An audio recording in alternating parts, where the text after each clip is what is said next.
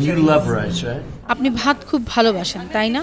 জবাবে পাল্টা রসিকতা করে মেরিল বলেন, হ্যাঁ আমি ভাত ভালোবাসি, আমি চাই আপনিও ভালোবাসুন। পরের বার আপনাকে ভাত খাওয়া শেখাতে এখানে কোকের কোনো বোতাম থাকবে না, থাকবে চালের বোতাম। আপনি কোকের বোতাম চাপলে সেখান থেকে আসবে ভাত। And you love rice, right? I love rice. Yes, I'm going to get you to love rice too. You know, the next time you're not going to have a button for a Coke, you're going to have a button for a rice.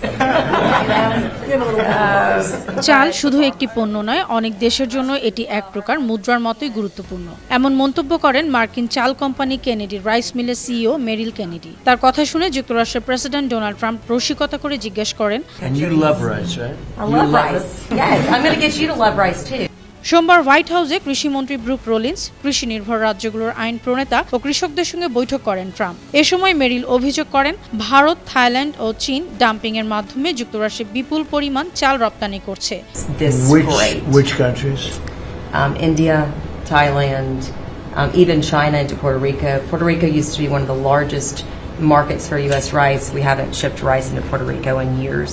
এসব দেশের চালের কারণে আমেরিকার কৃষকরা প্রতিযোগিতায় টিকতে পারছে না, কঠোর শুল্ক ব্যবস্থার প্রয়োজন।